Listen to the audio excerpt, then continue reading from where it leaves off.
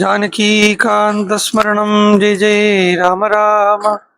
गोपिका जीवनस्मरणं गोविन्द गोविन्द। सद्गुरुमूर्ति की जय। गुरुर्ब्रह्मा गुरुर्विष्णु गुरुर्देवो महेश्वरः। गुरुः साक्षात् परं ब्रह्म तस्मै श्री गुरवे नमः। गुरवे सर्वलोकानां भिषजे भवरोगिणां निधये सर्वविद्यानां दक्षिणामूर्तये नमः। सदाशिवसमारम्भां शङ्कराचार्यमध्यमाम् अस्मदाचार्यपर्यन्तां वन्दे गुरुपरम्पराम्। यस्य स्मरणमात्रेण नामभक्तिः प्रजायते तं नमामि यतिश्रेष्ठं बोधेन्द्रं जगदां गुरुम्। वागीशाद्याः सुमनसः सर्वार्थानां उपक्रमे यं नत्वा कृतकृत्याः स्युः तं नमामि गजाननम्।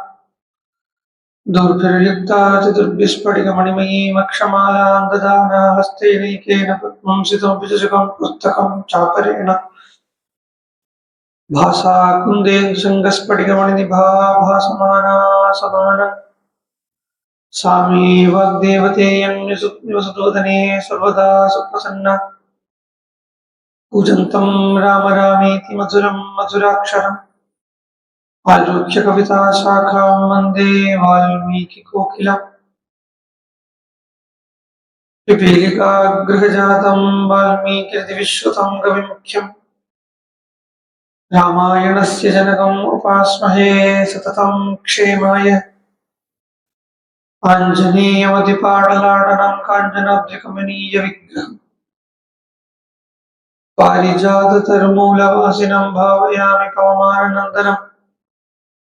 यत्र यत्र रघुनाथकीर्तनं तत्र तत्र कृतमस्तकाञ्जलिं बाष्पवारि परिपूर्णलोचनं मारुतिं नमत राक्षसान्तकम्। वेदवेद्ये परे पुंसि जाते दशरथात्मजे वेदः प्राजेतु सादासीत् साक्षात् रामायणात्मना। वैदेही सहितं सुरत्रुमतले हैमे महामण्डपे मध्ये पुष्पकमासने मणिमये वीरासने सुस्थितम्। अग्रे वासयति प्रभञ्जनसुते तत्त्वं मुनिभ्यः परम् व्याख्यान्तं भरदादिभिः परिवृतं रामं भजे श्यामळम्। नमोऽस्तु रामाय सलक्ष्मणाय दिव्ये च तस्यै जनकात्मजाय नमोऽस्तु रुद्रेन्द्रियमादिलेभ्यो नमोऽस्तु चन्द्रार्कमरुद्गणेभ्यः सकृदेव प्रपन्नाय तवास्मीति च याचते अभयं सर्वभूतेभ्यो ददाम्येतद्व्रतं मम।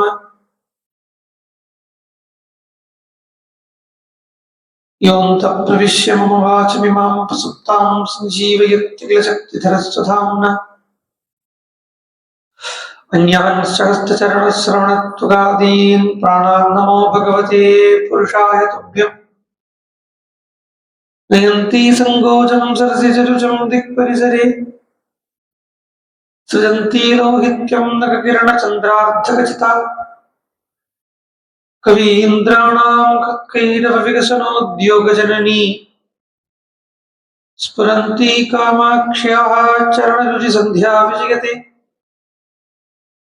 शान्तं पद्मासनस्थं सुरमुनिविनुतं मैथिलीं वामभागम् रुद्रादिसुरविनुतं गुरुसार्वभौमं श्रीरामचन्द्रं भजे। सप्तप्राकारमध्ये सरसिजमुकुलोद्भासमाने विमाने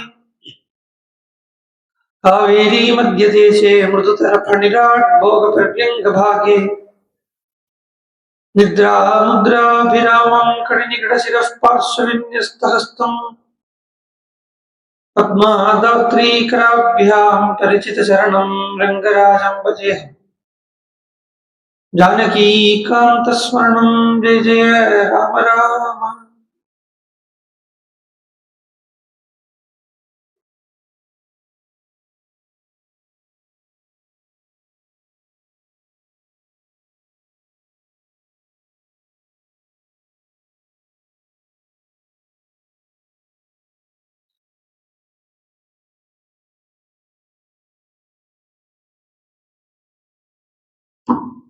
ஹரே ராம.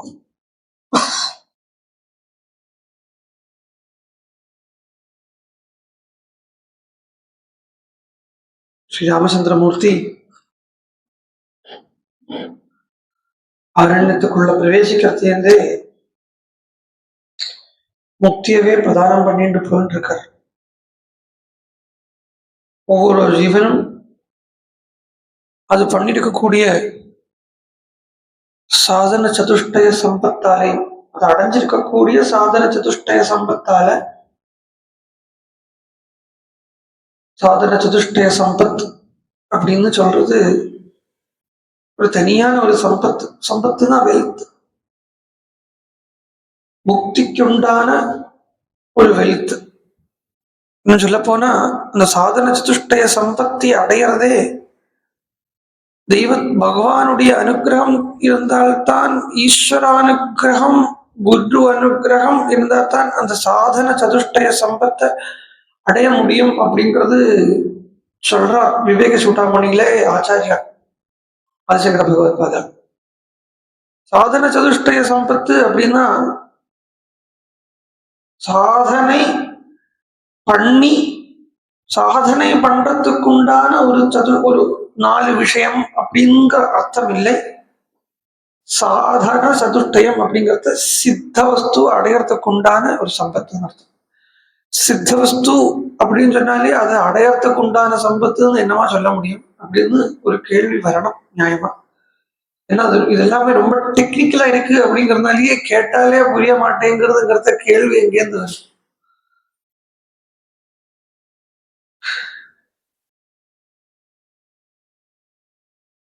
ரொம்ப டெக்னிக்காலிட்டி இருக்கு ராமாயணத்துக்குள்ளேயுமே சரி, இங்க பல பிரகரண கிரந்தங்கள்லயும் சரி டெக்னிக்காலிட்டிஸ் இருக்கு. சாதன சதுஷ்டயம் அப்படிங்கிறது என்னத்துக்கு இருக்கு, என்னத்துக்கு அது என்ன அடையறதுக்கு, அடைஞ்சதை அடையறதுக்கு பிரயத்தனம் பண்ணவா அப்படின்னு ஒரு கேள்வி வரும். என்ன வேதாந்த ரீதியா பாக்குறத ஆத்மா என்கிறது அடைய வேண்டிய ஒரு வஸ்து என்பது இல்லை, அடைஞ்ச வஸ்து அப்படின்னு சொல்றது. அடைஞ்ச ஆயாச்சு, அதுக்கப்புறம் அதை போய் திருப்பி அடையறதுக்கு முயற்சி பண்ணுவாங்க. நியாயமான ஒரு கேள்வி. பகவான் அப்படின்னு வச்சுக்கோளேன், பகவானை அடையிறது அப்படின்னு சொல்லியாச்சுன்னா, பகவானை அடையிறதுங்கிறத அதுக்குள்ள அந்தர்யாமியாத்தானே அந்த பகவான் இருக்கார். அப்படி அவரை திருப்பியும் போய் அந்த உள்ளுக்குள்ளேயே இருக்கிறவரை போய் திருப்பியே அடையணும் அப்படிங்கிற ஒரு கேள்வி வரணும் இல்லையா? வரணும், நியாயமா பார்த்தா வரணும். ஏன்னா நமக்கு இப்போ சொல்றதே புரிய மாட்டேங்கிறதுங்கிறத கேள்வி கேட்கறதுக்கு எங்கேருந்து ஓடும்? சாதன சதுஷ்டய சம்பத்து அப்படின்னு சாஸ்திரம் புரியாது, சாஸ்திரம் புரியாது. அதுக்காகத்தான் ராமாயணாதி கதைகள் வழியாக சாஸ்திரத்தை உணர்த்துறதுக்கு கொஞ்சம் பேரை பகவான் அனுப்பிச்சிங்க அப்படின்னு வச்சுக்கோங்க. என்ன ராமாயணம்ங்கிறது கதை தெரியும், கதை தெரியும். அப்ப இந்த கதை தெரியற கதையை வச்சு சாஸ்திரத்தை புகுத்துறதுதான் விஷயம். சாஸ்திரம் சாஸ்திரம் அப்படின்னு சொல்லிட்டு சாஸ்திரம் சொன்னாலே என்ன, ஒரு வார்த்தைக்கும் சம்ஸ்கிருத பாஷையில எட்டிமாலஜி அப்படின்னு சொல்லுவா, விருப்பத்தி இருக்கு. இது சாஸ்திரம் அப்படிங்கிற வார்த்தைக்கு விருப்பத்தி என்ன அப்படின்னா சாசனாத் சாஸ்திரா, சாசனாத் சாஸ்திரம். நம்மளை வழி நடத்துறது என்கிறதுனாலே அதுக்கு சாஸ்திரம்னு பேரு. வழி நடத்துறதுங்கிறதுனால மாத்திரம் சாஸ்திரம் இல்லை, பூத்துறது வித்திய பக்திய புகுத்துறதுக்கே சாஸ்திரம்னு பேர். என்னன்னு சொல்ல போனா பக்திக்கு சாஸ்திரம் படிச்சுதான் பக்தி வரணுமா அப்படின்னு இல்லை, அது நான் சொல்லி விடுறேன். முக்தி சாஸ்திரம் படிச்சாதான் முக்தியா அப்படின்னு ஒரு கேள்வி இல்லை. சாஸ்திரம் படிச்சாதான் முக்திங்கிறது கிடையாது.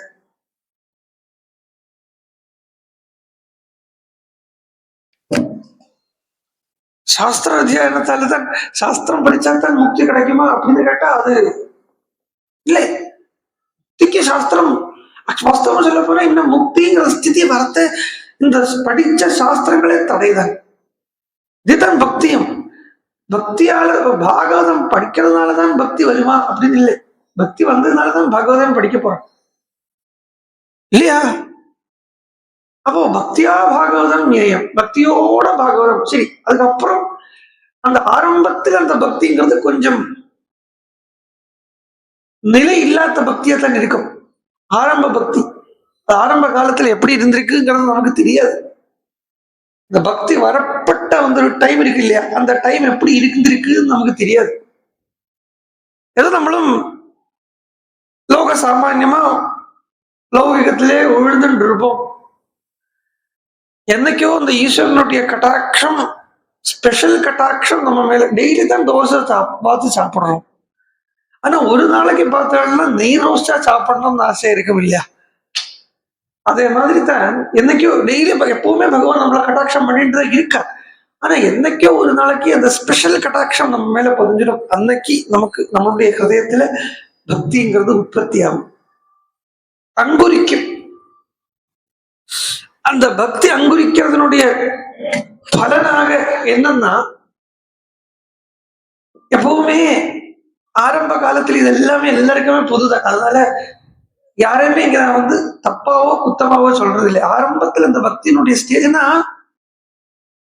இந்த குரங்கு கையில புதிக்காத்தது சொன்ன என்ன, அந்த நார் எடுக்காத்தது இல்லையா? குரங்கு கையில இந்த நார் எடுக்காத தேங்காவை கொண்டு கொடுத்தா எப்படி இருக்குமோ அப்படித்தான் இருக்கும் பக்தன் கையில இந்த பக்தி முதல்ல வார்த்தை. சாஞ்சு உட்கார்றதுக்கு சௌகரியமா இருக்கும். அப்போ பக்தன் கையில அந்த பக்தி வரத முதல்ல பார்த்தீங்கன்னா, ஒரு பூர்ணமா இருக்கிற தேங்காய், அதாவது நார் எடுக்காத தேங்காவை குரங்கு கையில கொண்டு கொடுத்தா அது என்ன பாடுபடுமோ அதை வச்சுண்டு அது மாதிரி ஒரு பக்தன் பாடுபடுவன். அவனால அந்த பக்தியை பூர்ணமா எடுத்துக்கவும் முடியாது. அதே நாள் இவ்வளவு நாளைக்கும் லௌகிகத்திலே இருந்திருக்கோம், அதையும் கம்ப்ளீட்டா விட்டுடவும் முடியாது. இப்ப என்ன ஆகும்னு பார்த்தா, கொஞ்சம் பக்தி வந்துடுச்சுங்கிறதையே நியாயமா ஒரு கர்வம் எல்லாருக்கும் வந்துடும். வெறும் என்னடா இது இப்படி சொல்றாங்க, பக்தி வந்தா கர்வம் போனோம் அப்படின்னு நல்லவா இருக்கு. பக்தி வந்தா கர்வம் வந்துடும் தானே? அது அப்படித்தான். முதல்ல எதெல்லாம் போகணுமோ அதெல்லாம் முதல்ல வந்துட்டு போயிடும்.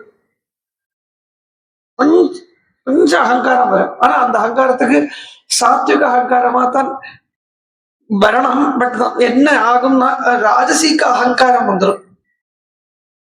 ஒரு விதமா என்ன எப்படி தெரியுமா இருக்கும் அது, இந்த பக்தி எல்லாம் பண்ணாம கோவிலுக்கு எல்லாம் போகாம இருக்கா இல்லையா, அவளை பாக்குறது ஒரு அலட்சியம் வந்துடும். முதல்ல இது வரும்.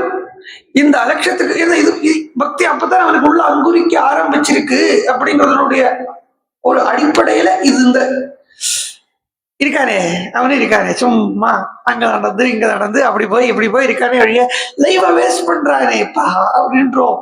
நம்மள இன்னும் ரொம்ப உருப்படியா பண்ண மாதிரி சொல்லுவோம். உடனே அவன் பார்ப்பேன், ஆமா உனக்கு கிறுக்கு பிடிச்சிருக்கு, அந்த கிறுக்கு பிடிச்சிருக்கு சொல்றத கோபமா வரும். இது எல்லாமே ஒரு ப்ராசஸ். இது எல்லா பக்தாலுமே அவ வாழ்க்கையில அனுபவிச்சு வந்திருக்கப்பட்ட ப்ராசஸ் தான். கோபம் வந்துடும்.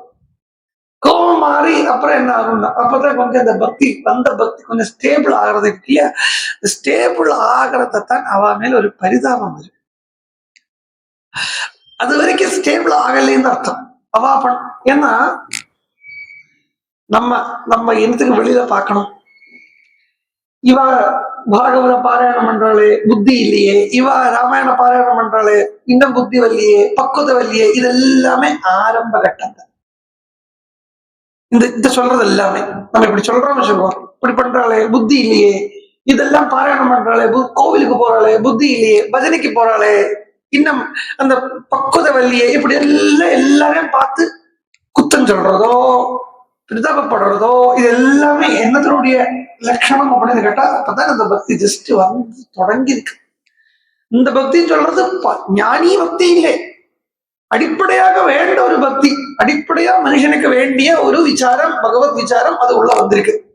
இத்தனை நாளைக்கு அது இல்லாம இருந்தான் இல்லையா, அதனாலேயே இன்னைக்கு இது திடீர்னு புறப்பட்டு வந்தோடனே அவனுக்கு தான் உலகத்தையே ஜெயிச்சுட்டேன் அப்படிங்கிற அந்த ஒரு எண்ணம் அவனுக்குள்ள வந்துடுறது. நல்லதுதான், ரசம் தானே, இங்க வந்து தப்புங்கிறதே இல்லை, ரசம் தானே. இந்த உலகத்தையே ஜெயிச்சுட்டேன், நீ யாருடா என்ன சொல்றதுக்கு அப்படிங்கிற ஒரு பாவம் எல்லாம் வந்துடும். இன்னும் கொஞ்சம் பலவானா இருந்தா வச்சிருக்கோம், அவன் அடிக்க கூட அடிச்சுடுவான், சொல்ல முடியாது. அடிக்க கூட அடிச்சிடும். பட் அதுல இருந்து கொஞ்சம் கொஞ்சமா இறங்கி அவ என்னைக்காவது அந்த பகவான் அவளுக்கும் அனுகிரகம் பண்ணுவாங்கிறத அப்படியே கம்ப்ளீட்டா இந்த பிறருடைய எண்ணத்தை விட்டு, பிறரை பத்தி எண்ணத்தை விட்டு தனக்குள்ள ஆக தொடங்குறான்னு பார்த்தா, தனக்குள்ள அந்த வெளியில விக்ஷேபிச்சிருக்கப்பட்ட அந்த எண்ணங்களை பக்தி பரமானா கூட அதை அப்படியே விக்ஷேபத்தை அப்படியே சுருக்கிண்டு தனக்குள்ள அதை எடுத்துக்க ஆரம்பிக்கிறாங்க இல்லையா, அப்பதான் அந்த பக்தி வந்து ஸ்டேபிள் ஆகுறதுன்னு அர்த்தமாகுது. அது வரைக்கும் இப்படி சொல்லிட்டே இருக்கிறது எப்படி உள்ள எழுத்த. இதுதான் பாகவதத்துல கோகர்ணன் அப்பா கிட்ட சொன்னது, அப்பா கூட ஆத்மதேவன் கிட்ட சொன்னது, அந்நிய குணதோஷ சிந்தனம் ஆசு முக்த்வா. பிரத்தியாளுடைய குணத்தையோ தோஷத்தையோ பார்க்கிற அந்த புத்திய ஆசு உடனே விட்டு, சேவா கதாரசமஹோ நிதராம் பிபத்வம். என்னமான வார்த்தை, கதாரசமகோ, உனக்கு என்ன வழியோ அந்த வழியில நீ உட்காரு. அவ என்ன பண்ற, இவ என்ன பண்ற, இவ பக்தி பண்ணலையே, அவ பக்தி பண்ணலையே அப்படின்னு பாக்குறதுக்கு உங்ககிட்ட யாரும் ரைட்டு தல்லை, நம்ம கிட்ட அதுக்கு யாரும் ரைட்டு தல்லை. சேவா கதாரசமகோ நிதராம் பிபத்வோ அப்படின்னு சொல்றான். அப்ப அது சேவைன்னு சொன்னாலே வேற ஒண்ணும் இல்லை, அங்க பக்தின்னு தான் அர்த்தம். சேவா அப்படிங்கிற சப்தத்துக்கே பக்தின்னு தான் அர்த்தம். பஜ் அப்படிங்கிற தாத்து சம்ஸ்கிருதத்துல வேர் சொல் அப்படின்னு சொல்லுவா. பஜ் அப்படிங்கிற வேர் சொல் வந்து சேவையை தான் குறிக்கிறது. அப்படி அந்த சேவா நிரதனாக பூதானுகம்பை அப்படியெல்லாம் சொல்லி பார்க்காதே. நமக்கு யாருகிட்டையும் அனுகம்பப்படுறதுக்கு எல்லாம் ஒன்றும் ரைட்டு கிடையாது. அனுகம்பப்படுறதெல்லாம் பகவானுடைய விஷயம், கருணை பண்றதெல்லாம் பகவானோட விஷயம். ஜீவ காருண்யம் அப்படிங்கிறது ஈஸ்வர விஷயம், ஜீவ விஷயம் இல்லை. நீ என்னமா பண்ணணும்னா சர்வீஸா பண்ணணும். அதாவது சர்வபூதங்கள்லயும் பகவானை பார்த்து அந்த பகவானுக்குத்தான் நான் சேவை பண்றேன் அப்படிங்கிற ரீதியில நீ உதகைங்கரியங்களை பண்ணு. அல்லாம அந்த ஜீவ காருண்யம் அப்படிங்கிற ரீதியில பண்ணணும்னா நமக்கு அதுக்கு சுப்பீரியாரிட்டி காம்ப்ளெக்ஸ் வந்துடும். சுப்பீரியாரிட்டி காம்ப்ளெக்ஸ் வந்துடும். வாஸ்தவமான பக்தி என்ன கொடுக்கும் அப்படின்னா வினயம் கொடுக்கும். வாஸ்தவமான ஞானம் வினயத்தை கொடுக்கும். நேற்றுக்கே நான் சொன்னேன், கார்பண்ய புத்தி. அப்படி அந்த முக்தி அப்படின்னு சொல்றதையே சாதன சதுஷ்டயம் அப்படின்னு தான் ஆரம்பிச்சோம். அடைஞ்சதை போய் திரும்பி அடையறதுக்கு சாதனை எதுக்காக பண்ணணும்? ஏன்னா ஆத்மாங்கிறது சித்த வஸ்து. ஆத்மா இல்லாம இருக்கோமோ? ஆத்மா இல்லாத இருக்க முடியுமோ? அப்ப ஆத்மாங்கிறது சித்த வஸ்துவா இருக்கு. அப்ப சித்த வஸ்துவை போய் திருப்பி அடையறதுக்கு எதுக்கு சாதனை பண்ணணும்? சித்த வஸ்துவை சாத்தியப்படுத்துறதுக்கு என்ன தேவை இருக்கு? சாப்பிட்டதுக்கு அப்புறம் திருப்பி ஏதாவது பண்ணுவோமா? இல்ல வயிற உள்ள நிறைஞ்சதுக்கு அப்புறம் திருப்பியும் பண்ணி சாப்பிட மாட்டோம் இல்லையோ? நியாயமா இருக்கப்பட்டவா, மனுஷாலா இருக்கிறவா, அந்த விஷயத்துல பேச்சு இல்லை, மனுஷாலா இருக்கிறவா. அப்போ அந்த சித்த வஸ்துவை போய் திருப்பி அடையறதுக்கா அப்படின்னு கேள்வி வந்தா, அந்த சித்த வஸ்துவை திருப்பி அடையறதுக்கு இல்லை. சித்த வஸ்துன்னு சொன்னா நமக்குள்ளேயே இருக்கு. ஈஸ்வரன் பகவான் அந்தர்யாமியா இருக்கா. அந்த அந்தர்யாமிய தெரிஞ்சுக்க விடாமக்கு என்னவோ கொஞ்சம் திரை இருக்கு முன்னாடி. அந்த திரையை நீக்கி விடுறதுக்கு தான் இதெல்லாமே. இந்த சாஸ்திரம் படிக்கிறதோ இதோ அதோ பக்தியோ நாம ஜபமோ எல்லாம் எங்க கொண்டு விடுறதுன்னா இந்த திரைய அப்படியே அப்படின்னு நீக்கி பகவானை காண்பிச்சு தரது. பகவானை காண்பிச்சு தரத்த அங்க வேற ஒன்றும் இருக்காது. ஒரு கண்ணாடி மாதிரி இருக்க வச்சுங்களேன். ஸ்வயம் நம்மளையே அங்க பார்ப்போம்.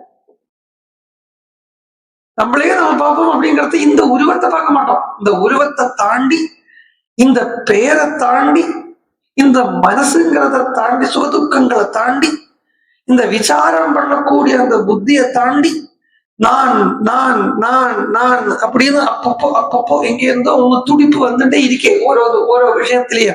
இந்த நான் அப்படின்னு இந்த துடிப்பு வந்துட்டு இருக்கேன்.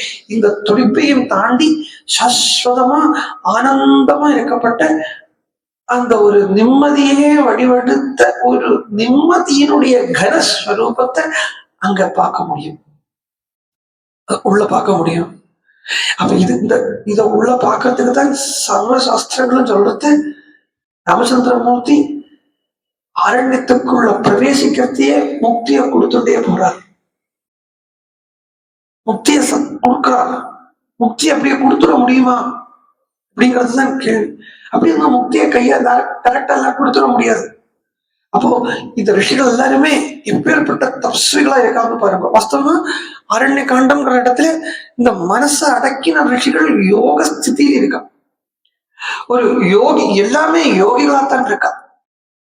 மனசை நன்னா அடக்கப்பட்டு சித்தவருத்திகள் எல்லாத்தையும் நிரோதம் பண்ணி சித்தவருத்திகள் தாட் ப்ராசஸ். இந்த தாட் ப்ராசஸ் பூரா அடக்கி இப்படி அந்த அடக்கி இருக்கக்கூடிய ரிஷிகளுக்கு அப்பப்போ சித்தவருத்திகள் எங்க எந்தோ சரீரத்தை பத்தியோ உடம்பை பத்தியோ மனசினுடைய சுகதுக்கங்களை பத்தியோ எங்க எந்த எண்ணங்கள் வருது, அந்த எண்ணங்களுக்கே ராட்சசால் அப்படின்னு பேர் வைக்கிறார். இப்ப ராமாயணம் நம்ம வெளியில பாக்குறோம் இல்லையா, நாம் இருந்தார் அப்படின்னு பாஸ்ட் டென்ஸ்ல சொல்றோம் இல்லையா, இருக்கும் அப்படின்னு பிரசன்ட் டென்ஸ்ல எடுத்து பாருங்க. அதுதான் நான் சொல்றேன். என்னைக்கோ நடந்திருக்கு அப்படிங்கிறத மாத்திரம் ஏன்னா அது தள்ள வேண்டாம். அது தள்ளினா நமக்கு ஆதாரம் இல்லாம போயிடும். என்னைக்கோ நடந்திருக்கட்டும், ஆனா அது அத்தியாபி இன்னைக்கு கூட இப்ப கூட உள்ள நடந்துட்டுதான் இருக்கு. அந்த ராமன் இந்த ரிஷி தண்டகாரண்ய நிவாசிகளான ரிஷிகள் எல்லாருக்கும் என்ன ஆசை அப்படின்னு கேட்டா வேற ஒன்றும் இல்லை, ராமனையே சதா சதகாலமும் சாட்சாத்கரிச்சுட்டே இருக்கணும்னு ஆசை. இன்னும் சொல்ல போனா அத ஒரு வேதாந்த ரீதியில சொல்ல போனா எப்பவுமே தனக்குள்ள அவிச்சின்னமா ஒழுகிட்டு இருக்கக்கூடிய அந்த ஆனந்த பிரவாகத்துல ஒரு அந்த ஆனந்த அனுபவத்தை அப்படியே விடாம அனுபவிச்சுட்டு இருக்கணுங்கிறது தான் ரிஷிகளுடைய தேவையா இருக்கு. இது ரிஷிகளுடைய தேவையில்லை, நமக்கும் இதுதான் தேவையா இருக்கு. யாராவது உலகத்துல இந்த நாள் வரைக்கும் பகவான் கிட்ட போய் பகவானே எனக்கு கஷ்டத்தை கொடு துக்கத்தை கொடு அப்படின்னு கேட்டுக்கலாம்? யாரும் பரஸ்பரம் நம்ம பார்க்கறத சுகமா இருக்கலாம் அப்படின்னு தான் கேட்கிறோம், துக்கமா இருக்கலாம் அப்படின்னு யாராவது கேட்டிருக்கோம்?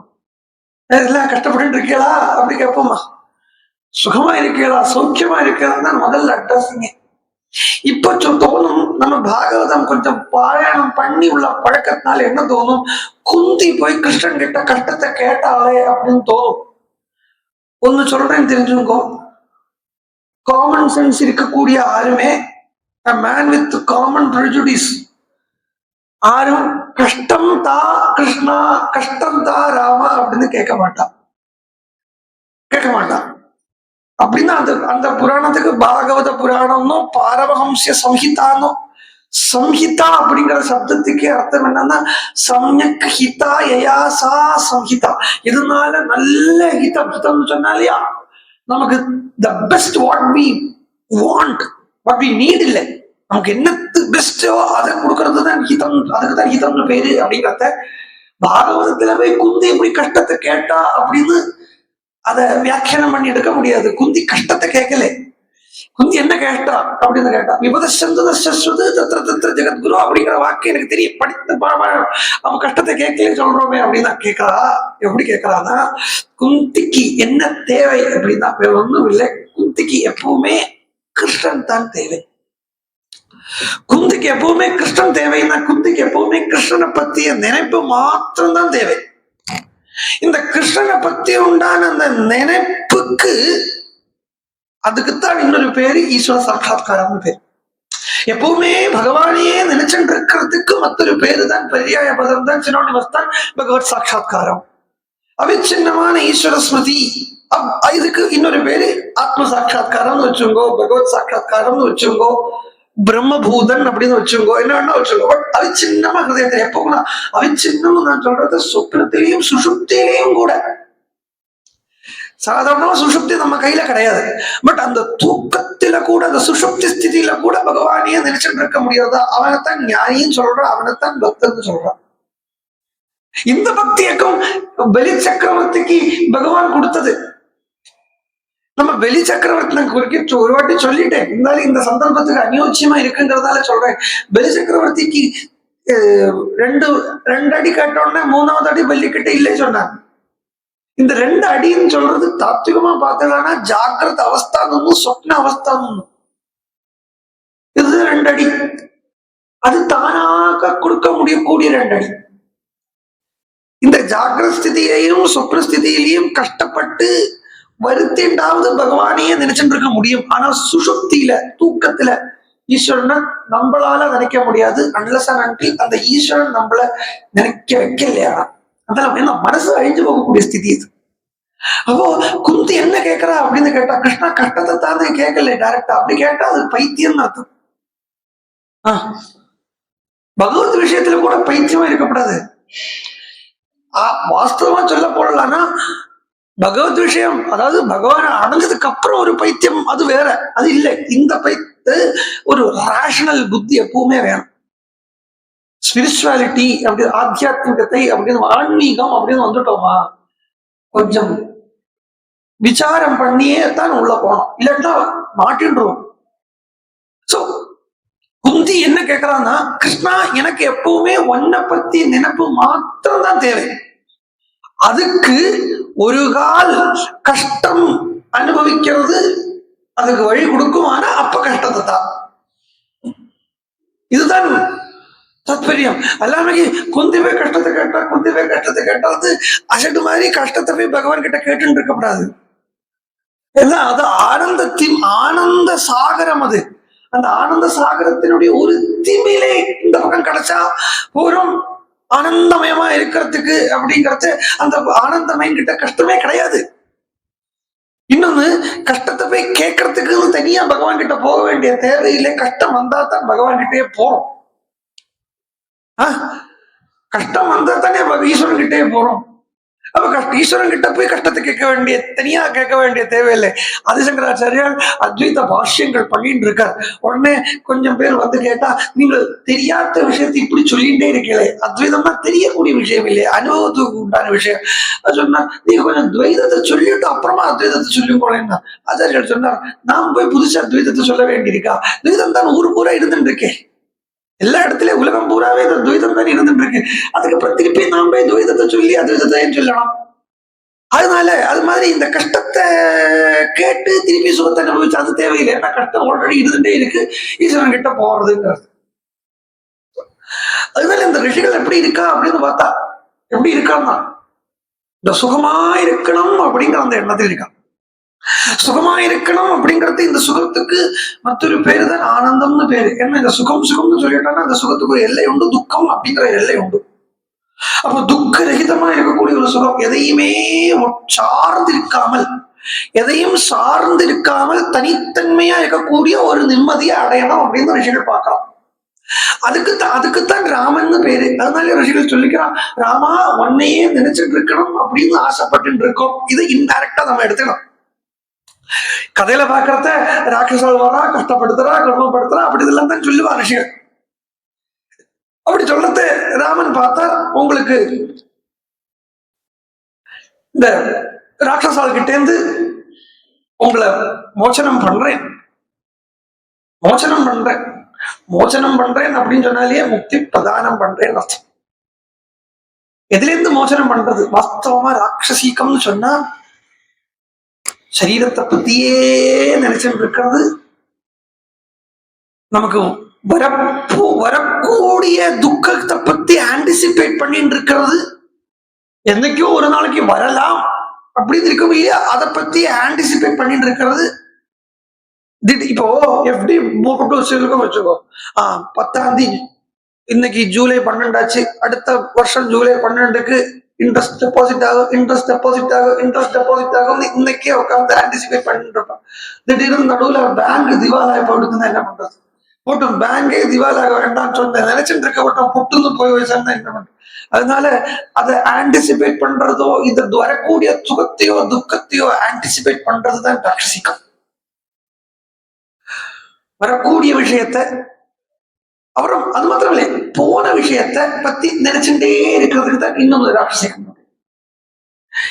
இப்போ நடந்துட்டு இருக்கக்கூடிய ஸ்திதியை, இப்போ வந்திருக்கிற ராமனை பூர்ணமா அனுபவிக்கணுமே அப்படிங்கிற அந்த ஆசையோட ரிஷிகள் ராமன் கிட்ட பிரார்த்தனை பண்ணா, அதுல முதல்ல விராதன் அப்படிங்கிற ராட்சசனை ராமச்சந்திரமூர்த்தி விராதனுக்கு முக்தியை கொடுத்தார். எல்லாமே முக்தி தான், எங்குமே வதம்ங்கிறது கிடையாது. பாகவதத்திலேயும் இதுதான். பூதனா வதம் இல்லை, பூதனா மோக்ஷம், சகடாசுர மோக்ஷம், திருநாவர்த்த மோக்ஷம், அகாசுர மோக்ஷம். அதேதான் இங்க இப்போ விராத முக்தி.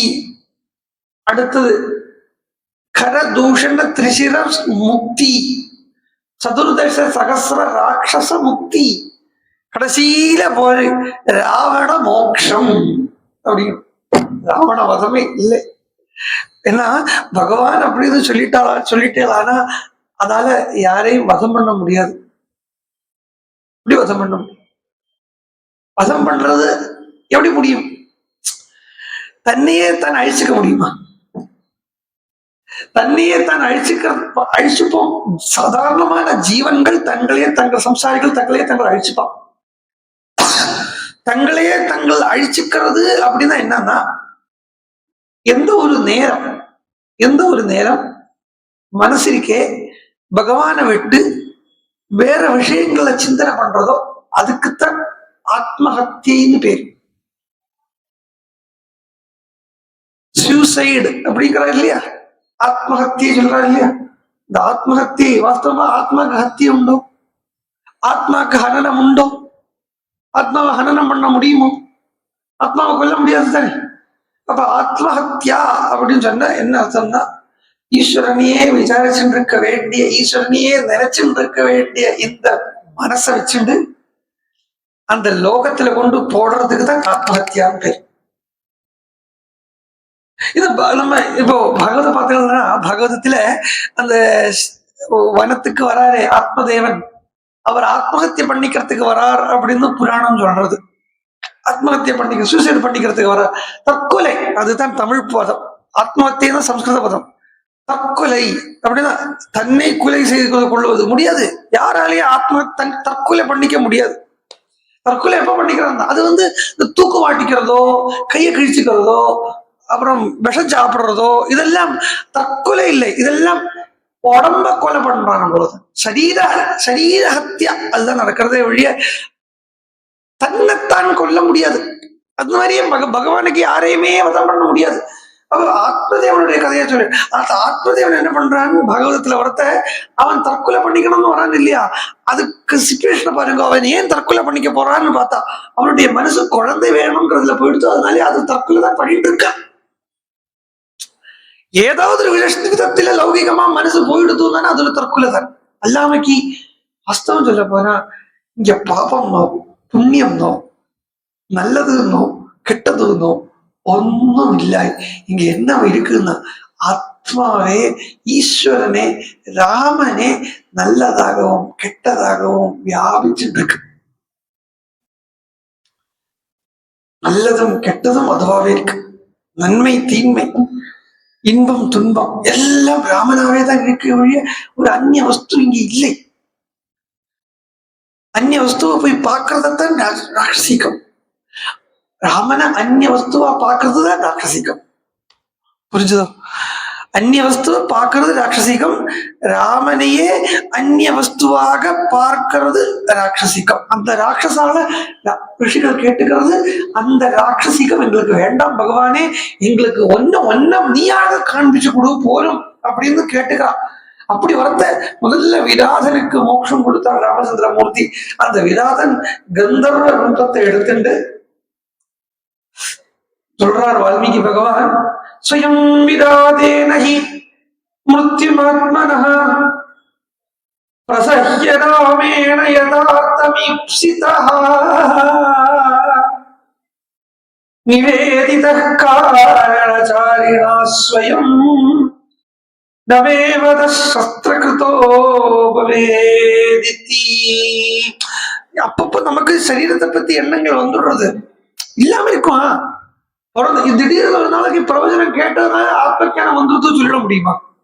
சொல்றவருக்கே இல்லைங்கிறது, சொல்றவருக்கே இல்லைங்கிறத திடீர்னு கேட்கப்பட்டவளுக்கு மாத்திரம் எப்படி ஆத்ம வந்துடலாம் நம்ம எதிர்பார்க்கப்படும் இல்லையா? அப்போ இந்த ஞானம்ங்கிறது அப்பப்போ சரீர ஞானம் வந்துட்டே இருக்கும். விராதனுக்கும் அதே மாதிரி தான் வருது.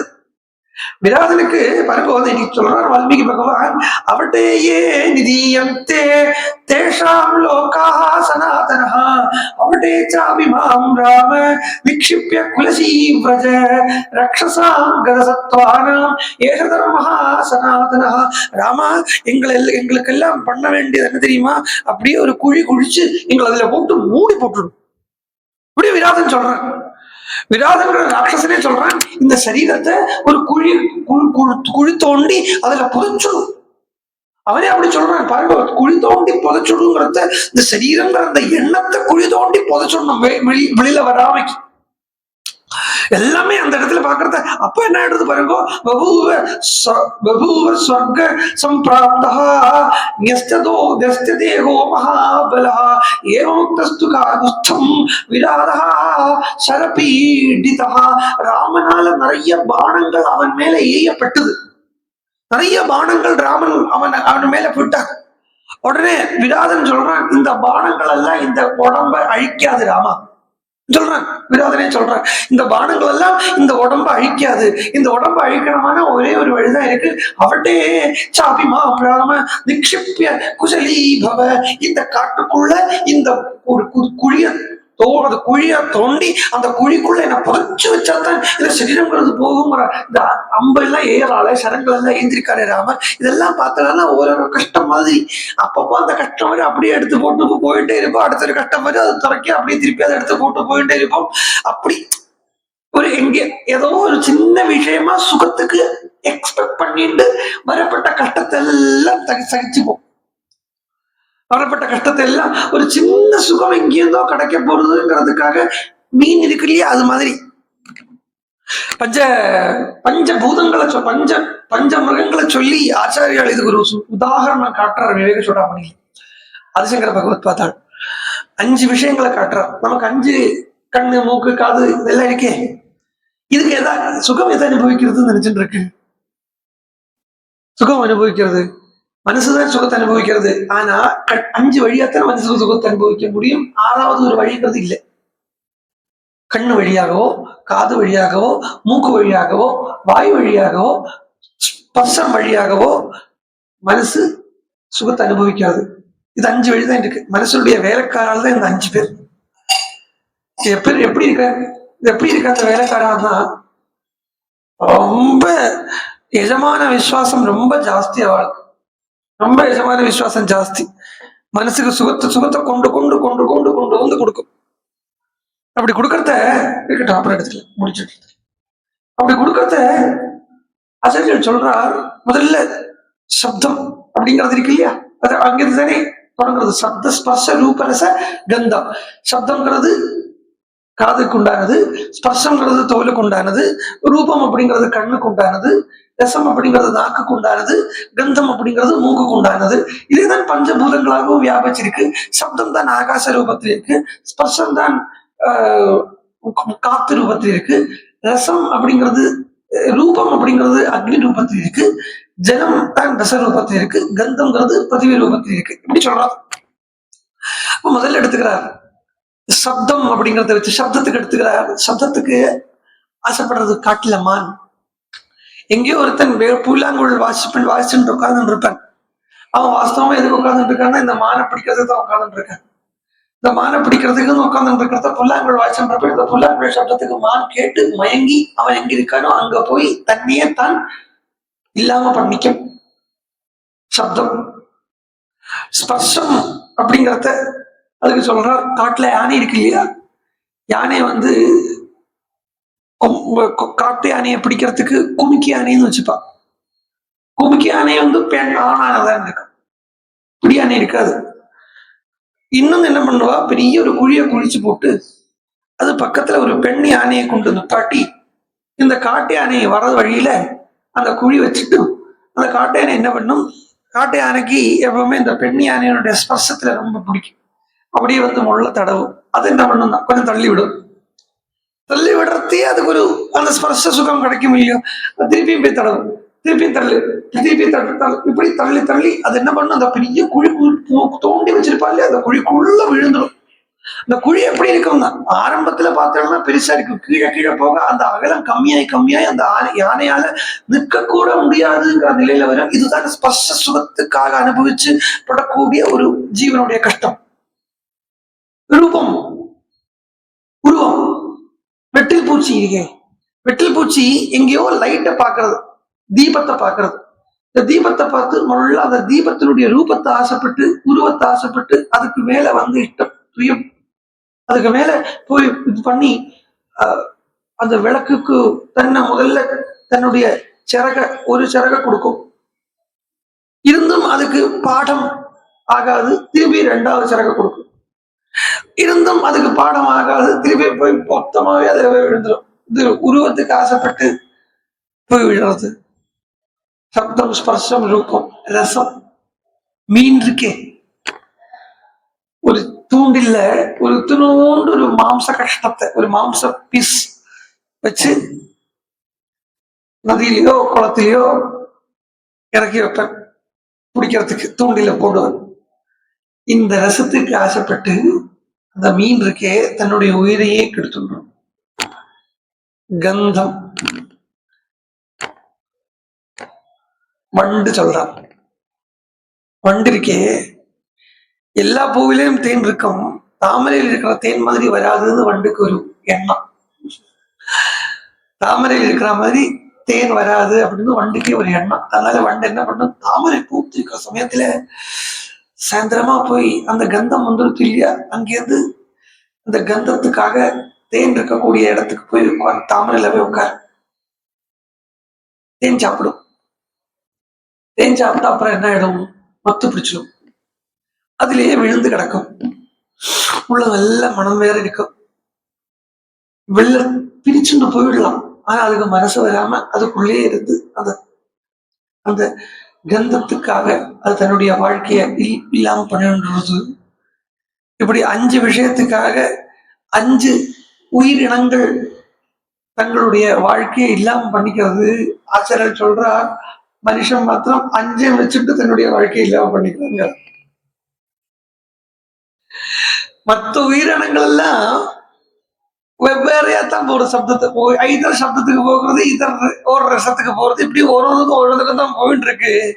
ஆனா இந்த மனுஷன் இருக்கான்னு பாருங்கோ, அவன் தான் இந்த 5 வச்சுட்டு தன்னுடைய உயிரை ஆபத்துல அகப்படுத்திக்கிறான் அப்படின்னு சொல்ற. அதனால இப்போ எங்கேயாவது ஒரு சின்ன சுகம் வரும் அப்படிங்கிறதுக்காகத்தான் துக்கத்தை நாம தாங்கிக்கிறோமே.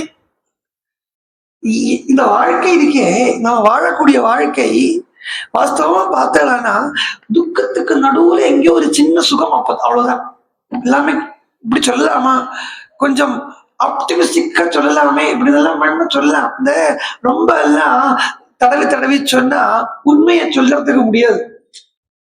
சுகத்திலே இருக்கோ அப்பப்ப துக்கம் வருதுன்னு சொல்லாமே, பாசிட்டிவா சொல்லாமே தான். அது இல்லை, பொய். அது சத்தியம் எதுதான், துக்கத்திலே இருக்கும் அப்பப்போ எங்கேயோ ஒரு சுகம் வருது. இதுதான் லோகம், இது லோகத்தினுடைய சுபாவம். இதுதான் இது நான் இப்போ நம்ம சுபாவங்கிறதுக்காக சொல்லு, இது லோகத்தினுடைய சுபாவம். இதுதான், இங்க யாரையுமே சுட்டி காட்டிதான் சொல்லல. யாருமே பிறக்கிறத அழுதுண்டே பிறக்கிறானா, துக்கம் தானா? போகிறத 10 பேர் அழைச்சுட்டு போறானா, அது துக்கம் தானா? நடுவுல வாழ்ந்துட்டு இருக்க, துக்கத்துக்கு நடுவுல 2 துக்கத்துக்கு நடுவுல எங்கேயோ ஒரு சின்ன சுகம், அது எங்கேயோ அதைத்தான் வாழ்க்கைன்னு சொல்லி கொண்டாடு இருக்கும். அப்போ அப்பப்ப துக்கம் வருதுன்னா அப்ப அதை அப்படியே அப்படியே தூக்கி எடுத்து போறோம். பெரிய துக்கம் இருக்கு, சரீரத்தையே வச்சுட்டு இருக்கோம், அந்த சரீரம் அந்த எண்ணத்தை வச்சுட்டு இருக்கோம், இதுதான் பெரிய துக்கம். அது மாதிரி விராதனுக்கு ராமர் போடுற பானங்கள்லாம் அப்பப்ப சின்ன சின்ன கட்டங்கள் வருமே. ஒரு 10 ரூபா இங்க யாராவது எடுத்துட்டு போயிடுறதோ, இல்ல யாராவது பார்த்து திட்டுனதோ, இல்ல சாப்பாடு சரியாம காணது, இதெல்லாம் சின்ன சின்ன துக்கம் தானே. இதெல்லாம் அதெல்லாம் மாதிரி இருக்கு விராதனுக்கு. விராதன் சொல்றான் ராமன்ட்ட, ராமா இப்படி எல்லாம் என்ன ஒன்னால இல்லாம பண்ணிட முடியாது. என்ன இல்லாம பண்ணிட முடியாதுன்னா என்னுடைய இந்த சரீரம்ங்கிற அந்த எண்ணத்தை ஒன்னால இல்லாம பண்ணிட முடியாது. என்ன நீயாக மாத்தணும் அப்படின்னு வேணவானா ராமா, தயவு செய்து இந்த சரீரத்தை அப்படியே குழி தோண்டி புதைச்சுடுங்க இந்த உடம்பு. அது சரீரம்ங்கிற அந்த எண்ணத்தை உடனே ராமர் அப்படியே பண்றார். பகூவ ஸ்வர்க சம்பிராப்தா தேகோ மகாபலா. மகாபலம் புரிந்தின அந்த விராதன் தேகத்தை விட்டு உடனே சொர்க்கம் போயிட்டான் அப்படிங்கிறார். சொர்க்கம் அப்படிங்கிறது இங்க தேவலோகம் அப்படின்னு எடுத்துக்காதீங்க. சொர்க்கம் அப்படிங்கிறது சொர்க்கைஹி கீயதே தது சொர்க்கம். எந்த லோகத்தில் இருக்கக்கூடியவாளாலையும் ஆசைப்படக்கூடிய ஒரு ஸ்திதி. ஏன்னா பிரம்மலோகத்தில இருந்து ஆரம்பிச்சு பாதாளம் வரைக்கும் லோகம் தான். இன்னொன்னு லோகம்னு சொன்னா அதுக்கு அர்த்தம் என்ன தெரியுமா? அழிவுண்டுன்னு அர்த்தம். அதனால பொதுவா சொல்றத வைகுண்ட லோகம் வைகுண்ட லோகம் அப்படின்னு சொல்லுவா. ஆனா நாராயணியத்துல பட்டதிரி வைகுண்ட லோகம்னு உள்ள பதத்தை பயன்படுத்தாமக்கி வைகுண்ட பாவம் வைகுண்ட ரூபம் அப்படின்னு எடுத்துட்டார். லோகம்னு சொன்னா அதுக்கு அழிவு உண்டு. லோக்கியதே இது லோகா, பார்க்கக்கூடியது எதுவோ அதுக்கு லோகம்னு பேர். பார்க்கக்கூடியது எதுக்கும் லோகம் அப்படின்னு பேருன்னா பார்க்கக்கூடியதுக்கு எல்லாத்துக்கும் அழிவு இருக்கு. நம்ம இங்க ஒத்துக்காம போங்க, பார்க்கக்கூடியதுக்கு எல்லாத்துக்கும் அழிவு இருக்கு. இன்னைக்கு பார்த்தது நாளைக்கு இல்லைங்க. யாராவது செத்து போயிட்டா வச்சுக்கோங்களேன், 10 நிமிஷம் முன்னாடி தானே அவளை பார்த்தேன், காணவே போயிட்டாளே அதுக்குள்ளால அப்படிங்கிறான். பார்க்கக்கூடிய எந்த வஸ்துவுக்கும் அழிவு இருக்கு. அப்போ வைகுண்டத்தை ஒரு லோகம் அப்படின்னு நம்ம தள்ளி விட்டுட்டோம்னா அதுக்கு ஒரு அழிவு இருக்கும். ஜாக்கிரதை. பிரம்மலோகத்திலேருந்து இந்த பக்கம் பூமி வரைக்கும் பிரம்ம பூலான் லோகான் அப்படின்னு சொல்றது பகவான் பிரம்மலோகத்தையும் லோகம் அப்படின்னு தான் சொல்லிக்கிறார். அதனால இந்த இடத்துல சொர்க்கம் அப்படிங்கிறது லோகம் இல்லை. இங்க சொர்க்கம் அப்படிங்கிறது எந்த லோகத்தில் இருக்கக்கூடியவாளாலேயும், அதாவது தன்னை அழிஞ்சு போகக்கூடியவாளால சாஸ்வதமான இடத்தை ஆசைப்படக்கூடியது இடம் அப்படின்னு அந்த சாஸ்வதமான இடத்துக்கு சொர்க்கம் அப்படின்னு பேரு. வாக்கியம் லக்ஷ்மணம் வியாதி தேச குஞ்சரஸ்ய ராட்சசஸ்ய லக்ஷ்மணா. இப்படி அந்த ராட்சசனுக்கு பண்ண வேண்டியது எல்லாத்தையும் சம்ஸ்காரங்கள் எல்லாத்தையும் பண்ணிட்டு பாக்குறாரு. ராமன் சொல்றது என்ன, அவன் பாருங்க அந்த ராட்சசனை சொல்றது வால்மீகி சொல்றான். ஸ்வயம் விராதேனஹி மிருத்யுமாத்மன பிரசஹ்ய ராமேண யதார்த்தமீப்சிதா. அவன் மிருத்யும் ஆத்மனஹா ஈப்சிதாங்கிறார். ஈப்சிதான ஆசைப்படுறான் அப்படின்னு அர்த்தம். மிருத்யுவை சுயமாக ஆசைப்படுறான், தானே மரணத்தை ஆசைப்படுறான் அப்படிங்கிறார். இங்க மரணத்தை ஆசைப்படுறது அப்படின்னு சொல்லியாச்சானா தனக்கு அழிவு இல்லை, தன்னை அழிய வைக்கக்கூடிய என்னென்ன லோக விஷயங்கள் இருக்கோ அதுக்கு எல்லாத்துக்கும் அழிவு அப்படிதான் எடுத்துக்கணுமே ஒழிய மரணத்துக்கு தனக்கெல்லாம் மரணங்கிறது கிடையாது. இந்த தான்கிற ஸ்திதிக்கு மரணங்கிறது கிடையாது.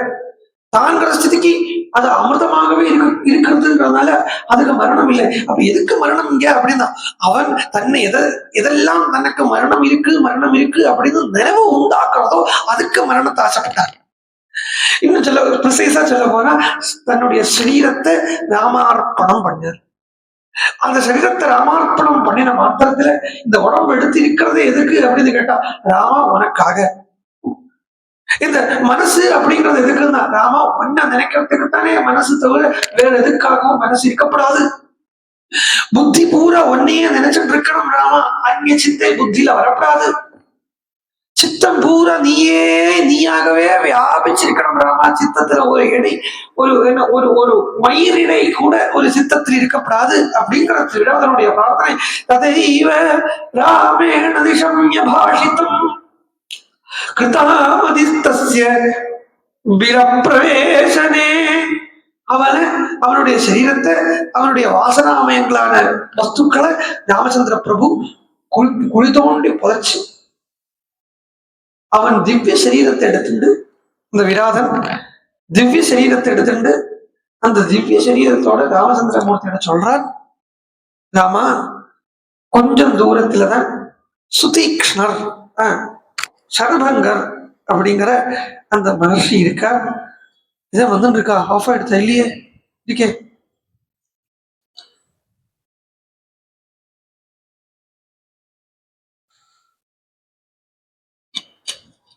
கொஞ்சம் பக்கத்துலதான் இந்த சரபங்கருடைய ஆசிரமம் இருக்கு ராமா.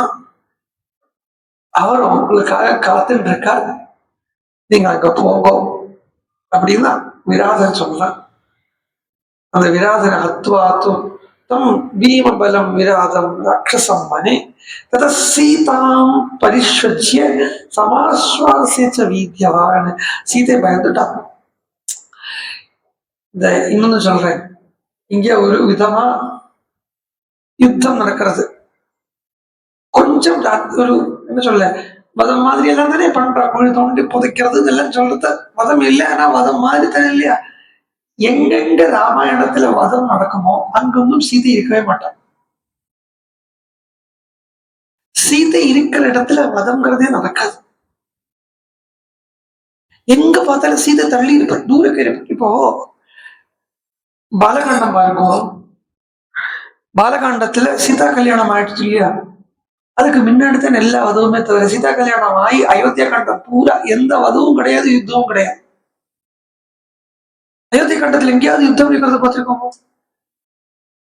யுத்தம் போடுறேன்னு சொன்னவரை கூட ராமச்சந்திரமூர்த்தி தடுக்கிறார் லக்ஷ்மணர். யுத்தம் இல்லை.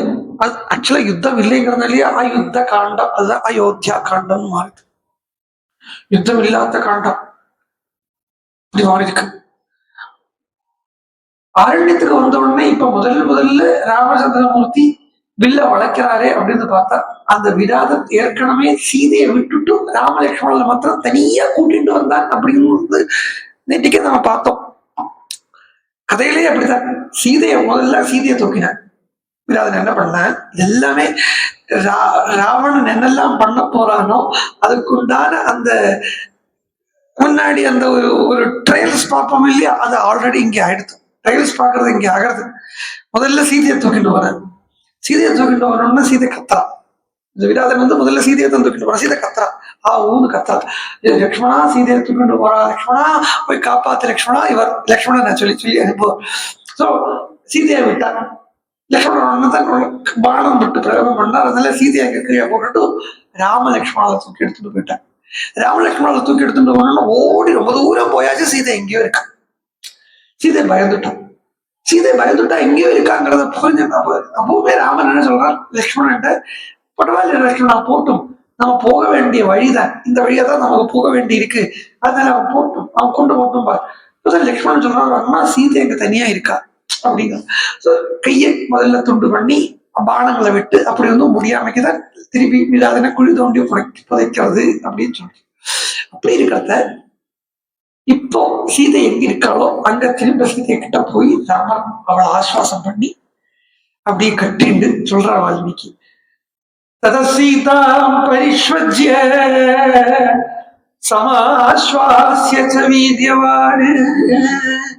ஆறுதல் கொடுத்தார் அப்படின்னு சொல்லு, ஆறுதல் கொடுத்தாருங்கிறா, ஆறுதல் கொடுத்து கட்டின்றாருன்னு சொல்லல. அந்த ராமனை ராமன் சீதையை அணைச்சிட்ட உடனே அது ஆறுதலா போயிடுச்சு சீதைக்கு.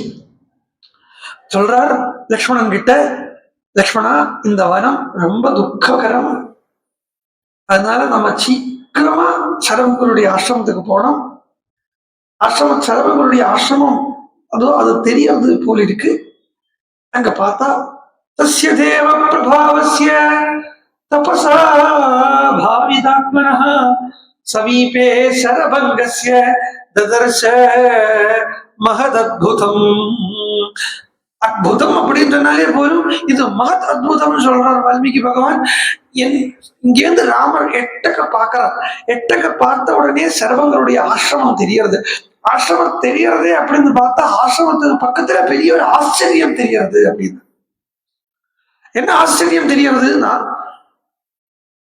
கோடி சூரியனையும் வெல்லும்படியான ஒரு பிரகாச குழம்பு அங்க சரபங்கருடைய ஆசிரமத்தில் இருக்கு.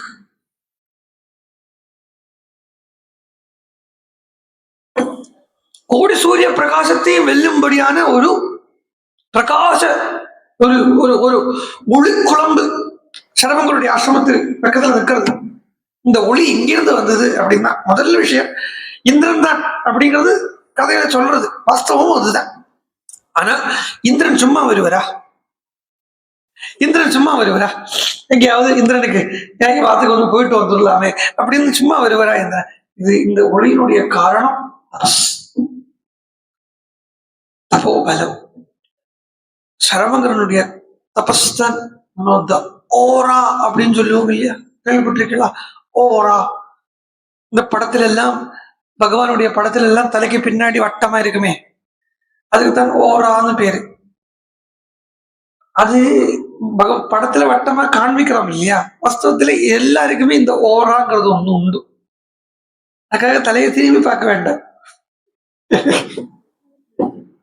தலையை திரும்பி பார்த்து ஓரா இருக்கான்னு பார்த்தா எல்லாம் தெரியாது. ஓராங்கிறது ரெண்டு விதத்துல இருக்கு. பாசிட்டிவ் ஓராவும் இருக்கு, நெகட்டிவ் ஓராவும் இருக்கு. நமக்கு புரியும் எல்லாம். நமக்கு இது ஒன்றும் புதுசு இல்லை. நான் சொல்றேன், நம்ம எல்லாம் எக்ஸ்பீரியன்ஸ் பண்ணிக்கோ. பட் இப்பதான் நம்ம சொல்லாத ஓ இதுதான் அதா அப்படின்னு தான் உங்களுக்கு இருக்குமே வழி வேற ஒன்றும் இல்லை. இப்போ ஒரு தலை ஏறி வர வச்சுங்க, வரத்தை அவளுடைய சாநித்தியம் நமக்கு மனசுக்கு என்னமோ தெரியாத ஒரு சந்தோஷம் கொடுக்காதா? என்ன தெரியாது நமக்கு. அவளுக்கு நமக்கும் பந்தம் எல்லாம் ஒன்றும் கிடையாது, நம்ம குழந்தைகள் கிடையாது, நம்ம ஆத்துக்காரர் கிடையாது, ஒன்றும் கிடையாது. இன்னும் அவ வரத்த அவளை பார்க்கறத ஒரு இனம் புரியாத ஒரு சந்தோஷம் நமக்கு இருக்கா? அதுக்கு பாசிட்டிவ் வரான்னு பேர். அவளுக்கு பாசிட்டிவ் வரா இருக்கு. இதே ஒருத்தன் உள்ள ஏறி வரத்த ஏண்டா இவன்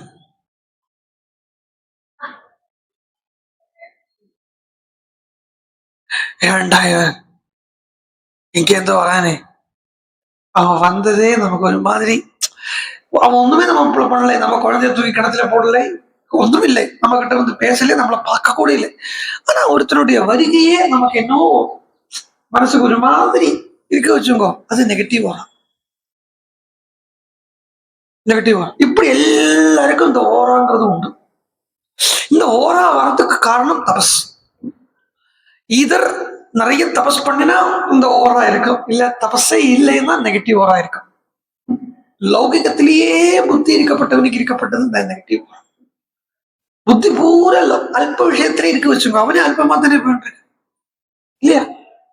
திங்க் சாப்பிடுறது, தூங்குறது, இதையே நினைச்சுன்றது நெகட்டிவ். அவனை பார்த்தாலே தூக்கம் வந்துடும்.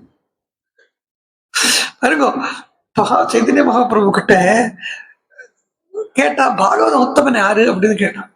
மகாபிரபு சொன்னார், எவனை பார்த்தா எல்லாருக்கும் பகவான ஞாபகம் வருதோ அவன் பாகவத உத்தமன் அப்படின்னார் மகாபிரபு. அது மாதிரி லௌகிக உத்தமன் யாரு அப்படின்னு கேட்டா, எவனை பார்த்தா எல்லாருக்கும் தூக்கம் நன்னா வருதோ அவனே லௌகிக உத்தமன். ஆமா. ஆனா ராமர் இங்கேருந்து சரவங்கருடைய ஆசிரமத்தை பார்க்கறத அங்க ஒரு ஜோதி குழம்பு தென்படுறது ராமருடைய கண்ணுக்கு. இது என்ன பிரகாசம் அப்படின்னு பார்த்தா, விப்ராஜமானம் வபுஷா சூரிய வைஸ்வானர பிரபம் ரதப்பிரவரமாரூடம் ஆகாசே விபுதானுகம்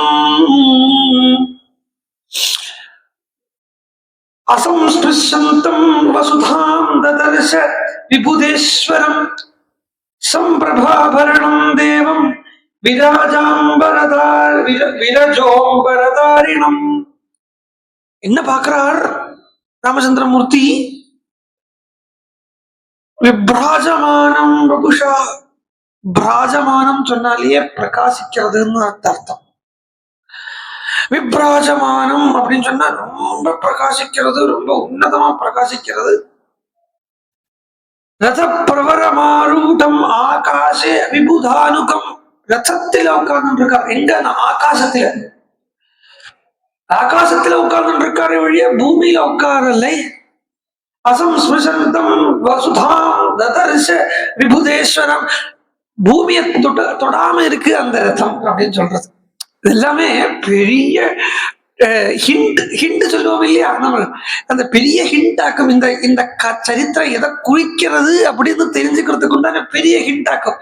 பாருங்க, பூமியை தொடாமைக்கு இருக்க முடியுமோ ஒரு வஸ்துவால? பூமியை எதிர்நோக்கி வரக்கூடிய ஒரு வஸ்துவால ஈவன் ஒரு ஃபெதர் இருக்கு இல்லையா, தூகல், தூளிகா, அதால பூமியை தொடாம இருக்க முடியுமா? பூமியில இருக்கக்கூடிய ஒரு வஸ்துவாலையும் பூமியை தொடாம இருக்க முடியாது. இது கிராவிட்டி. இது ஒத்துக்கத்தான் வேணும். சயின்ஸ்ல கிராவிட்டின்னு சொல்றது ஆகர்ஷணம், பூமியினுடைய ஈர்ப்புத்தன்மை. இந்த ஈர்ப்புத்தன்மை பூமிக்கு வந்தா எல்லாத்துக்கும் உண்டு. அப்படின்னா இந்திரனுடைய ரதமோ சந்திரனுடைய ரதமோ ஒன்றும் பூமியில படாமைக்கு இருந்துடாது, எங்கும் படத்தான் படும். வந்தது பூமிக்கு வந்ததுதான் படத்தான் வேணும். தன்மை அது பூமியில வந்து பட்டுத்தான் ஆகணும். அப்ப இங்க மெனக்கட்டு வால்மீகி பகவான் சொல்றாரு பூமியில படாம இருக்கே அப்படின்னு சொல்றாரு. பூமியில வரப்பட்ட பிசிக்கலா எந்த பொருளும் பட்டுத்தான் ஆகணும், மானசீகமான பொருளுக்கு படணுங்கிறது இல்லை. மனசு பூமியை விட்டு நிற்கிறது அப்படின்னா லௌகிக்க விஷயத்தை விட்டு நிற்கக்கூடிய மனசோடு இருக்கார் அப்படின்னு இப்படிதான் கனெக்ட் பண்ணணும் ராமாயணத்தை. இல்லைன்னா இப்போ பசங்க கேப்பா அது எப்படி நிற்கும்? வாஸ்தவத்துல spirituality is not faith, it is fact. எல்லாரும் என்ன சொல்லுவா? Religion is faith, science is fact அப்படின்னு சொல்லுவா. அப்படி இல்லை. வாஸ்தவமா ரிலீஜியன்ஸை விட்டுருங்க, அதை எடுத்துக்க வேண்டாம். ஸ்பிரிச்சுவாலிட்டி எடுத்துங்க, ஆத்தியாத்மிகம் ஆன்மீகம் எடுத்துங்க, அது ஃபேக்ட் தான். அது ஃபெய்த், நம்பிக்கை கிடையாது. நம்பிக்கைன்னு ஒண்ணு, சித்தாந்தம்னு ஒண்ணு, உண்மைன்னு ஒண்ணு. ஆன்மீகம்ங்கிறது உண்மை, நம்பிக்கை இல்லை. நம்பிக்கை இருந்தா இல்லாத ஒரு விஷயத்த கூட இருக்குங்கிறது நம்பலாம் இல்லையா? இல்லையா? அங்க இப்ப நான் உங்கள்கிட்ட சொன்னேன், அங்க குடியிடத்துல பாம்பு வந்துடுது சொன்னேன் வச்சுக்கோ. இது இப்படி ஒன்றும் இல்லை. ஆனா நீங்க பாம்பு வந்துடுது போல் இருக்கு, பாம்பு வந்துடுது போல் இருக்கு, வேணாம் இங்கே குடியிடத்துக்கு போறது வரைக்கும் எல்லாத்தையும் சொல்லிட்டு போயிட்டு வச்சுக்கோ, எல்லாரும் தான் விடுவாங்க இல்லையா? அதனால இல்லாத நம்ம ஏன் நான் இதுக்கு ஏன் சொல்றேன்னா, அதாவது பாவம் உங்களை நான் நல்லா வெளியாட ஆக்குறேன்னு எனக்கு நல்லா தெரியறது. அதனால பரவாயில்ல கேட்டுங்கோ. ஏன் சொல்றேன், இது வந்து வேத பிரமாணத்தோட சொல்றேன், வேத பிரமாணத்தோட சொல்றேன். வெளியாடு தான் ஆக்குறேன். ஏன்னா ராமாயணத்தை இப்படி இல்லாம சொல்லுவா அப்படின்னு ஒரு எண்ணம் வரலாம்.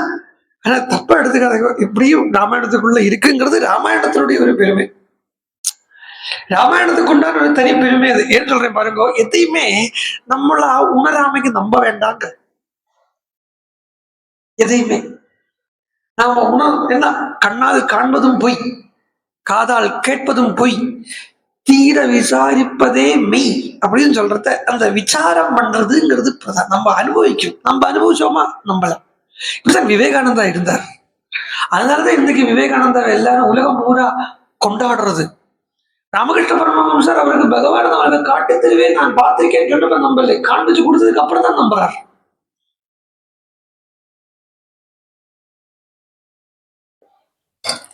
அந்த ஒரு டிட்டர்மினேஷன் வேணும், அந்த ஒரு ராஷனல் புத்தி வேணும், விசார புத்தி வேணும். அதுதான் ஆத்தியாத்மிகம். பூமியில படாம நிற்கு ரதம் அப்படின்னு சொல்லினா உடனே கண்ணை மூடிட்டு நம்பிடாதேங்க. பூமியில படாம ரதம் இருக்கு, பூமியில படாம நீ கால் இருக்கும்.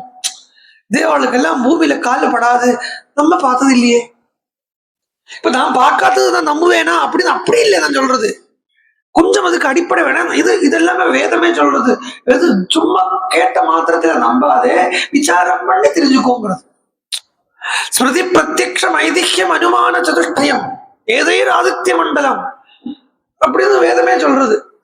கேட்ட மாத்திரத்துல நம்ப வேண்டிய தேவையில்லை, அனுமானம் பண்ணு, உன்னுடைய புத்திக்கு அது பொருந்தாதான்னு பாரு. இல்லாத போனா தர்க்கம் முதலியதான சாஸ்திரத்தினுடைய தேவையே இல்லையே. தர்க்க சாஸ்திரம் அப்படின்னு ஒரு சாஸ்திரம் வச்சிருக்காங்கன்னா லாஜிக்கல் திங்கிங், அதுக்கு தான் தர்க்க சாஸ்திரம்னு பேரு. அப்படி ஒரு சாஸ்திரத்துக்கு தேவையே இல்லையே. எவ்வளவோ பேர் இன்னைக்கும் தர்க்க சாஸ்திரம் படிக்கிறா, சம்ஸ்கிருதம் படிக்கிறவா தர்க்கம் படிக்கிறா, வியாக்கரணம் படிக்கிறா.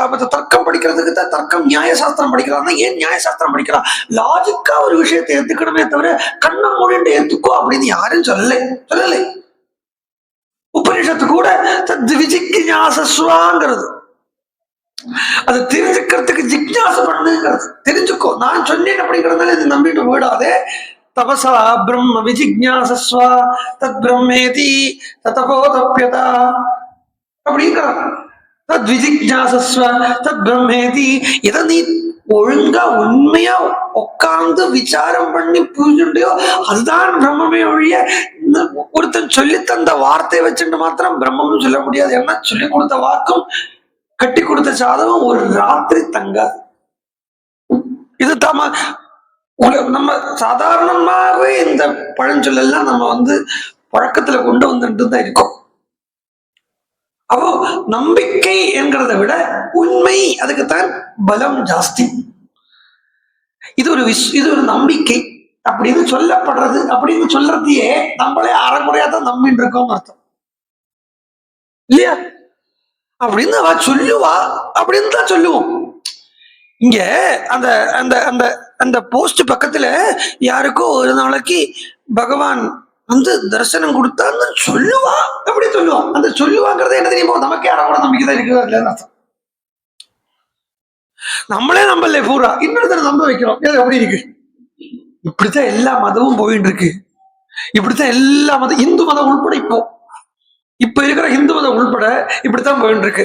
அவன் நம்பல முதல் முழுஷா, அவன் மத்தவாளை நம்ப பழக்கணும். கிறிஸ்டியானிட்டி இப்படித்தான் போறது, முஸ்லீம் மதம் இப்படித்தான் போறது. அப்ப இங்க என்ன சொல்றார், ஒரு ரதம் நிக்கிறது. அந்த ரதம் பூஸ்பர்ஷமாகாம பூமியிலிருந்து விட்டு நிற்கிறது. பூமியிலிருந்து கொஞ்சம் மேல நிற்கிறது. அப்படி மேல நிற்கிறத, பூமியிலிருந்து மேல நிற்கிறதுனாலே தெரிஞ்சுங்கோ, உலக விஷயத்தை பத்தி எண்ணம் இல்லாம நிற்கிறது நிறுத்துங்க. உலக விஷயத்தை பத்தி சிந்தை இல்லாம நிற்கிறது. உடனே அதை சொல்றார், சம்பிரபாபரணம் தேவம் விராஜோம்பரதாரிணம். அதுல ஒரு நல்ல ஜொலிக்கக்கூடிய வஸ்திரத்தை போட்டு ஒரு தேவனை பார்க்கிறான். ஹரிதைர் வாஜிபிர் யுக்தம் அந்தரிக்ஷகதம் ரதம். ஹரிதம் அப்படின்னு சொல்லக்கூடியதான குதிரைகளால, ஹரி அப்படின்னு சொல்லக்கூடியதான குதிரைகளை பூட்டின ரசத்துல நின்று இருக்கான் இந்திரன். ததர்ஷ அதூரஸ்தம் ததர்ஷாதூரதஸ்தஸ்ய தருணாதித்ய சந்நிபம் பாண்டுரா பிரகண பிரக்யம் சந்திரமண்டல சந்நிபம். அல்ல, தூரேந்து பாக்கிறத விழுவிழேந்து இருக்கு. தூரேந்து பாக்கிறத விழுவிழேந்து இருக்கு. எப்படி இருக்குன்னா சந்திர மண்டலம் போல இருக்கு. அபஷ்யத்து விமலம் சத்திரம் சித்திரமால்யோபசோபிதம். அதுல கொஞ்சம் நிறைய வர்ணிக்கிறான். அத கந்தர்வாமர சித்தாச்ச பகவஹ பரமர்ஷய அந்தரிக்ஷகதம் தேவம்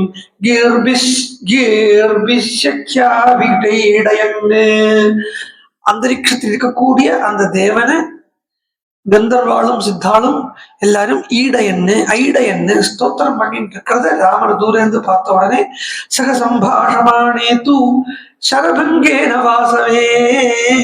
இந்த வாசவன் தான் இந்திரன். சரபங்கர் கூட சம்பாஷணம் பண்ணிட்டு இருக்கிறத ராமன் பார்த்துச்சு. ராமோத ரதமுத்விஷ்ய பிராதுர் தர்சயதாத்புதம். ராமன் லக்ஷ்மணனை கூப்பிட்டு காட்டுறாராம், தம்பி லக்ஷ்மணா பாரு, இந்த அற்புதத்தை பாரு, எப்பேற்பட்ட ரதம் அங்க நிற்கிறது, அவர் ரிஷிகிட்ட பேசிட்டு இருக்கிறத பாரு. அர்ச்சிஷ்மந்தம் ஸ்ரீயாதுஷ்டம். அர்ச்சிஷ்மந்தம் சொன்னாலே பிரகாசம், கிரணங்கள், கதிர் சொல்லுவோம் இல்லையா, சூரிய கதிர்கள். அந்த கதிர்களால பூரா நிறைஞ்சிருக்கக்கூடிய அந்த ரதத்தை பாரு, இந்த குதிரைகளை பாரு. இந்த ரதத்தை, இந்த குதிரையை நான் முன்னாடியே இது இந்திரனுடைய குதிரை அப்படின்னு கேள்விப்பட்டிருக்கேன். சோ இந்திரனத்தை வச்சு குதிரையை கண்டுபிடிக்கிறது இல்லையா ராமன், இங்க குதிரையை வச்சு இந்திரனை கண்டுபிடிக்கிறார். இதெல்லாம் குதிரையெல்லாம், இந்த குதிரையெல்லாம் இந்திரனுடைய குதிரைகள் அப்படின்னு கேள்விப்பட்டிருக்கேன். அதனால இது இந்திரன் தான் இருக்கணும் போல் இருக்கு. என்ன விஷயம், அங்க என்ன நடக்கிறது அப்படின்னு தெரியலை. அதனால நீங்க 2 பேரும் இங்க நில்லுங்கோ, நான் முதல்ல போய் பார்த்துட்டு என்னங்கிறது விஷய சமாச்சாரத்தை தெரிஞ்சுட்டு வரேன்னு போறார். இங்க ஒரு புதிர் இருக்கு. இங்க ஒரு புதிர் இருக்கு.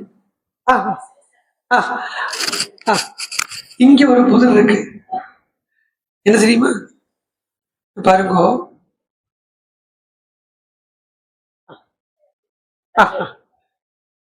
என்னன்னா ஏதாவது பார்க்கணும் அப்படின்னா, யாரையாவது பார்க்க சொல்லணும் அப்படின்னா ராமன் தனியா போய் பார்க்க வேண்டிய தேவை இல்லை இல்லையா? லக்ஷ்மணனை பார்க்க சொன்னா போருமே. இப்படித்தானே செய்தார், இப்படித்தானே பண்ணார். பரதன் வந்தப்போ, சைன்யங்களுடைய சத்தம் கேட்டப்போ, லக்ஷ்மணா என்ன இந்த மிருகங்கள் எல்லாம் இப்படி அலட்டுறது, நீ போய் பாரு அப்படின்னு லக்ஷ்மணனை தான் பார்க்க வைக்கிறார். இதை கட்ட எடுத்த இல்லையே. லக்ஷ்மணன் தான் பார்க்க வைக்கிறார். அப்போ இப்ப மாத்திரம் ஏன் இவரை போய் பார்க்கணும்னா, இவரோ ராமர், இந்திரனுக்கெல்லாம் இந்திரன், வந்து நிக்கிறதோ தேவேந்திரன்.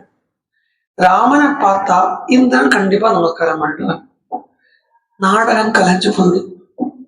சீதை முன்னாடி நாடகம் கலைய வைக்கிறதுக்கு ராமனுக்கு இஷ்டம் இல்லை என்கிறதுனாலேயே இங்க நில்லுங்கோ. இகைவ சக வைதேஹ்யா முகூர்த்தம் திஷ்ட லக்ஷ்மணா. 3 முகூர்த்தம், 3 முகூர்த்தத்துக்குள்ளால சரபங்களுடைய சரித்திரமே முடிஞ்சாச்சு.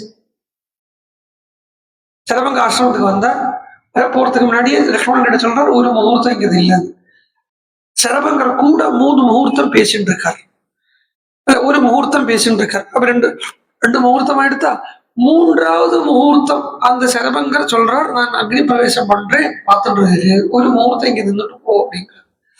இப்படி 3 முகூர்த்தத்துக்குள்ளே கதை முடிஞ்சாச்சு. சரபங்காசிரமத்துக்கு வந்த கதைங்கிறது 3 முகூர்த்தத்துல முடிஞ்சாச்சு. இஹைவ சக வைதேஹ்யா முகூர்த்தம் திட்ட லக்ஷ்மணா யாவஜானாம்யஹம் வியக்தம் கயேஷ திதிமான் ரதே. அந்த பிரகாசத்தோடு இருக்கானே, அந்த பிரகாசவானா இருக்கானே, அவர் யாரு அப்படிங்கறத நான் முதல்லவே பார்த்து தெரிஞ்சுட்டு வரேன். அதுக்கப்புறம் நீ தானோ சீதையமா போலாம் அப்படின்னு சொல்லி தமேவ முக்த்வா சௌமித்ரிம் இகைவ ஸ்திதியதாமிதி அபிசக்ராமகாகுத்ஸா சரபங்காசிரமம் பிரதி. சரபங்கருடைய ஆசிரமத்தை நோக்கி ராமச்சந்திர பிரபு போறார். ததசமவிகச்சந்தம் பிரேக்ஷராமம் சசீபதிः சரபங்கம் அனுஜ்ஞாப்ய விபுதானிதமப்ரவீத்.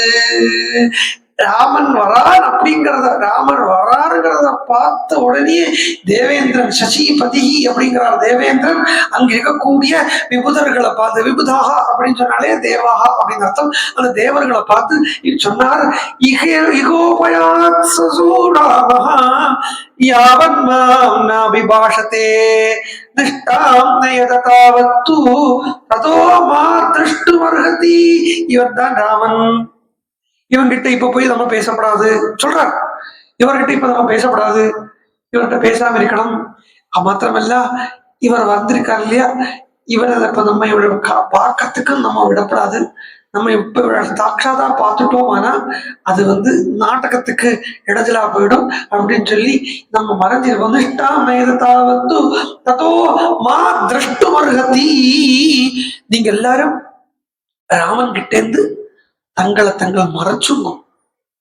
இது முடியுமோ? இது முடியுமோ?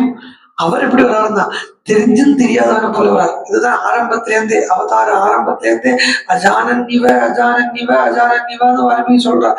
தெரிஞ்சும் தெரியாதவன போல அங்க நிற்கிறார். அங்க நின்ன ராமன் அக்னிஹோத்திரபாசீனம் சரபங்கம் உபாகமத்து பிரயாதே தூ சகசிராட்சே ராகவ சபரிச்சதா. அப்படி இந்திரன் அங்கேருந்து போயிட்டார் அப்படிங்கறத தெரிஞ்சுட்ட ராமச்சந்திர பிரபு லக்ஷ்மணனை கூட்டிட்டு வர சொல்லி, சீதையை அழைச்சிட்டு வர சொல்லி, லக்ஷ்மணனை சீதையை அழைச்சிட்டு வந்து சபரிச்சதா சரபங்கருடைய அக்னிஹோத்திரம் பண்ணிட்டு இருக்கக்கூடிய சரபங்கருடைய பாதத்துல விழுந்திருக்கார். விழுந்து அது தஸ்ய பாத உதசங்கிரஹ்ய ராம சீதாத லக்ஷ்மணா, அவருடைய பாதத்துல விழுந்தா, ராமனும் சீதை லக்ஷ்மணமா விழுந்தா. நிஷேதுஸ்தனுஜாதா லப்தவாசா நிமந்திரிதா. எங்க இருக்கணும் அப்படின்னு கேட்கறதுக்கு தான் வந்திருக்கா.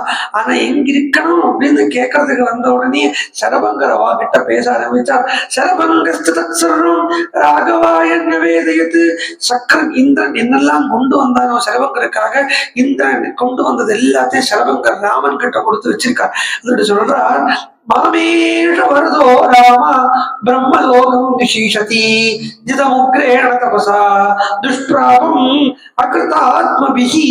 ராமா, நான் பிரம்மலோகத்தை எல்லாம் வேண்டாம் வச்சுட்டேன், இந்த லோகத்தை வேண்டாம் வச்சுட்டேன். இது முடியாததுதான், ஆனா வேண்டாம் வச்சுட்டேன். ஏன்னா நீ வராயின்னு தெரிஞ்சு எவனாவது பிரம்மலோகத்துக்கோ இந்த லோகத்துக்கோ போவனா?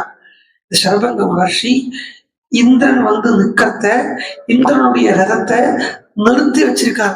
நில்லு அங்க, இப்பெல்லாம் நான் கூட வரமாட்டேன் அப்படின்னு சொல்றதுக்கு உண்டான அந்த வருங்கோ, யமன் வந்தாலேயே நமக்கு நில்லையமா இப்ப கூட வரமாட்டேன்னு சொல்றதுக்குள்ள ஒரு தப்போபலம் இல்லை. அப்படி இருக்கப்பட்ட இடத்துல சரபங்க மகர்ஷி இந்திரன் கிட்டேயே, சாட்சாத் தேவேந்திரன் கிட்டேயே தேவேந்திரன் நிறுத்தி வச்சிருக்காரு. இப்பதான் அவன் கூட வரமாட்டேன், ராமன் வந்துட்டு இருக்காரு, அந்த ராமனை பார்த்துட்டு தான் வருவேன், வெயிட் பண்றேன், வெயிட் பண்ணி இல்லாட்டா கிளம்பி போயிட்டே இரு அப்படின்னு சொல்லி வச்சிருக்கான். அவ்வளவு தபோபலம் என்ன, அவர் நம்மளை தேடி அவர் வரத்து நம்ம ஆத்த போகிட்டு போதா, அவர் நம்மளை தேடி வரார். ஊர்ல எல்லாம் பகவான் புறப்பாடு பண்ணுவா, சாமி புறப்பாடு பண்றத கரெக்டா இந்த வெத்தலைப்பாக்கு பழம் வாங்குறதுக்கு சோம்பேறித்தனம் காட்டிண்டே, வெத்தலைப்பாக்கு பழம் வாங்குறதுக்கு ஏதாவது வெத்தலைப்பாக்கு பழம் வாங்கி சீப்பல் எல்லாம் வாங்கி வைக்கணும் இல்லையா, அதுக்கு ஒரு சோம்பேறித்தனத்தை காட்டிண்டே, வீட்டை போட்டுட்டு எங்கேயாவது போயிடுறது. அது மாதிரி பண்ண அதுல சரபங்க சொல்றார், என்ன பாக்கிறதுக்கு என்னுடைய பிரபு வந்துட்டு இருக்கார், ஒரு முகூர்த்தம் இது, நான் இப்ப கூட வர மாட்டேன் அப்படி சொல்லி வச்சிருக்காரு. இருக்கட்டும், வேற நாளைக்கு பார்ப்போம். சரபங்க மோட்சம் நாளைக்கு பார்ப்போம். 6 காலம் ஆயிடுச்சு. ஜானகி காந்த ஸ்மரணம்.